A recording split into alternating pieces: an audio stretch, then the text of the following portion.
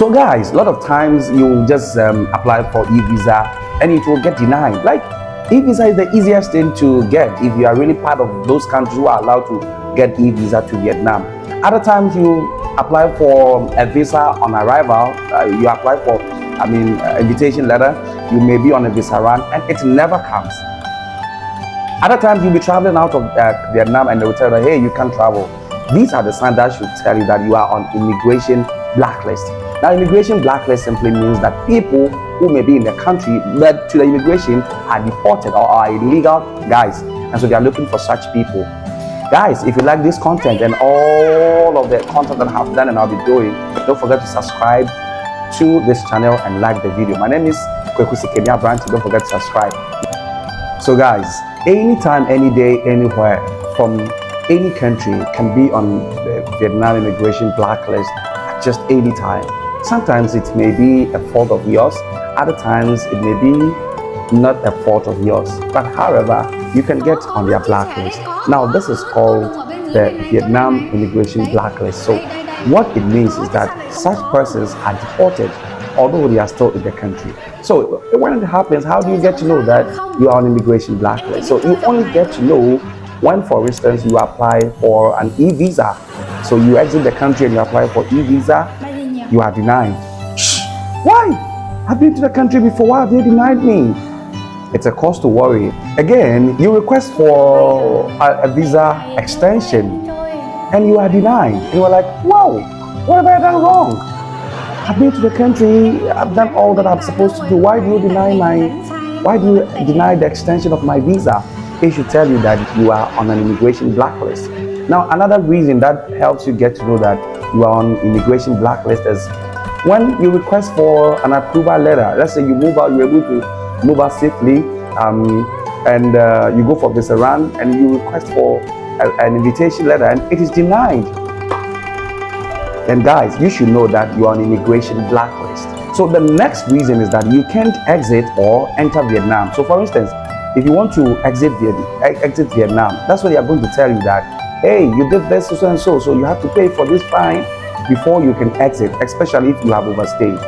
So that brings us to what are the things that can get you blacklisted in Vietnam. So the number one cause for a lot of expats, a lot of foreigners, notwithstanding the country, is visa overstay. Visa overstay. So you come to the country and then you are granted 1 month stay, or let's say 1 month, or let's say 3 months in the country, and sometimes you don't tend to process when your visa is about to expire, you don't process it quickly, and before you know, it's been a day, 2 days, 3 days, and you are still in the country. And sometimes your employer or the person supposed to do the papers for you is just delaying and say, oh, don't wait, I'll do it for you. Oh, just relax. Oh, don't worry, teach. I'll do it for you. And by the time you realize you have overstayed for 3 days, 4 days, 5 days, such a request can be denied because they put you on their blacklist. Now, before they can do it for you, you have to go and pay that fine for the overstay. So that's one of the reasons overstaying your visa. One of the reasons is when you are engaged in any illegal stuff, or let's say you are guilty of an offense, let's say traffic offense, anything. These are very general to a lot of the countries that we visit. So any of the countries that you go and then, cause any problem, you create any problem, anything, it can get you on the immigration blacklist. And you will never know this until you are ready to access some of the services that I've mentioned, then you get to know. So one is now the third thing is that when you enter Vietnam with the wrong purpose. Yes, a lot of people enter Vietnam with the wrong purpose, especially those who are allowed to enter Vietnam without a visa. Such people, so they enter with the means of just coming for touristic purposes. So the visa is that you are coming for tourism, and then you end up in a classroom to go and teach, and you are caught. Oh my God, it's going to be a big trouble for you. Now these days, the Vietnam immigration are very strict. They are very wild. They are just chasing people. They want people to do the right thing. For instance, if you have a permit to teach with company A, and you switch to go and teach with company B without making the necessary changes, and you are caught teaching in a school or a class or a center with permit of company A, you're going to be in trouble. How much more if you are caught without papers, you are a tourist and you are caught teaching? Oh my God, you're going to be in trouble. You're going to put on immigration blacklist. That is when you are lucky and you are not arrested and you are not taken for detention. Then you are going to put you on immigration blacklist. The next time you exit and you apply for a visa, depending on the gravity of the offense you committed, you are likely not to be given a visa. And you'll be wondering, why? That is the reason. And the next thing is when you enter Vietnam with a ghost company or a shell company.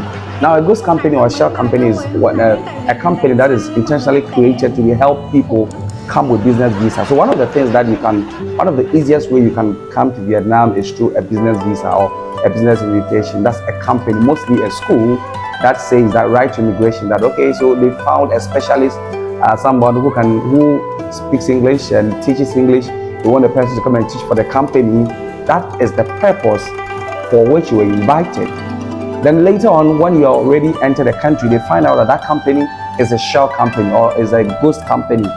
They are going to blacklist you. They are going to blacklist the company as well as all the people who entered with that company. So recently, we've had an issue to deal with. A lot of people, there's been a situation where a company that invited a lot of foreigners has been shut down, or the owner was arrested. And what that meant was that all those that he invited were asked to either find a new company to sponsor or they go back to their country. Some of them were returned back to their country, others were lucky, they found new schools and they are still here. So it's a great offense if you come to Vietnam with a ghost company. So guys, that's why I always tell you that if you want to come and teach in Vietnam, guys, make sure you have all the necessary legalization, all the documents legalized. Just go on Facebook, go on the various social media handles, apply for schools, go through the process. You're going to go through an interview section, and if you pass, if you're a qualified candidate, we are going to invite you legally to come and live and work in Vietnam. And by so doing, guys, you don't have any problem. But then if you decide to be in a haste, so just find any shady company, you pay to them $2,000, $3,000, $4,000, they invite you, you don't get to work with them, man, you are already in trouble. They tell you, okay, we don't have enough hours for you, go and look for another company so that blah, blah, blah, blah, blah. You may not be in trouble currently, but in the future, guys, you are going to be in trouble. So that's it. Coming to Vietnam with a shady company, with a ghost company, a company that doesn't exist, or a company that does not file their tax returns. So you get to know the history of the company. Basically by checking them online or having correspondence with them, asking them some questions. And they are going to tell you if they are a genuine company. They may have worked with a lot of people, invited a lot of people, so they make sure their records that, oh yeah, we've been in existence for so and so years, this is our registration, and that company is good to go. But if you don't do that and you are in a haste and you work with such company, guys, you are going to be in trouble. So that's the next fact. So the next one is leaving the country without an exit visa. Oh my God, leaving the country without an exit visa. So before, when you work with a company and you want to exit, you guys should come to a conclusion or a finalization that, okay, I'm not going to work for your company again, and then the company is going to give you something we call termination of contract, something of the sort. Based on that termination of contract, you can work with another company, or you can go to immigration, or the company can use that to file to now work with you, so that they sponsor you and you work with them. Sometimes you may be asked to exit, other times you just be around and they can do it for you. But then some people will just move when they have a little problem with their agent or their employer, or when they are not being paid well, or when something is not going well. Instead of settling it amicably, they will just, hey, and then off they are gone. Sometimes they will even tell the employer. If you don't have that termination contract and you exit Vietnam and your visa hasn't expired, your TRC hasn't expired, they are intact. So on the records of immigration, they know that you are working with company A. But then due to one or two things, you just left without that termination, exit contract or termination letter, man, they are going to put you on blacklist. So the company will tell you, okay, go on visa run to Cambodia, go on visa run to Singapore. We are going to invite you to come back. Man, you'll be there for 10 days, 20 days, 1 month, 2 months, 3 months, because you've been put on immigration blacklist, because maybe the company reported you that, hey, our employee has run away, we can't find him. You're going to put on immigration blacklist. The final thing I'm going to talk about is when you want to exit the country. So before you can exit the country, you need to have an exit visa.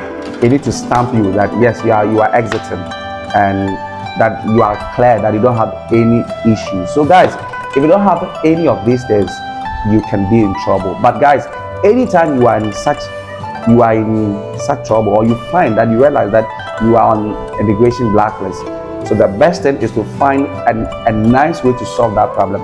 And the best way is to go to the immigration, find out about your status. Don't stay home or don't send someone, because it's been proven times with that number that people who rely on their employers, or who rely on so-called big men, in Africa we have something we call big men. So if you have a problem, you can just instead of going, you can just send a certain political figure, or you can just send your assembly member, your member of parliament, a businessman, and he will just go and solve it for you. Here, if you use such middlemen, it's just going to compound your problem. We've had several instances where people who had issues are dependent on big men, political figures, retired immigration officers, retired police officers to solve it for them, or let's say employers. And they will tell them, oh, you relax, I'm going to do everything. And the situation keeps getting muddy, or the situation gets muddy with time. And then for you wouldn't know, they will start looking for you, and they will arrest you, you'll be on detention, and your case will escalate. After paying for your immigration fine or your blacklist fine, they'll just deport you and you'll be in trouble. So guys, I came away with a small piece. I know a lot of people are going through immigration challenges. Some don't know whether they are blacklisted or not. So these are signs. When you see these signs, it means that you have been blacklisted. You may be blacklisted or not. It's always good to check your status and know what's up. Guys, my name is Kemi Abrante. Don't forget to subscribe to the video. I have a lot of interesting videos and facts.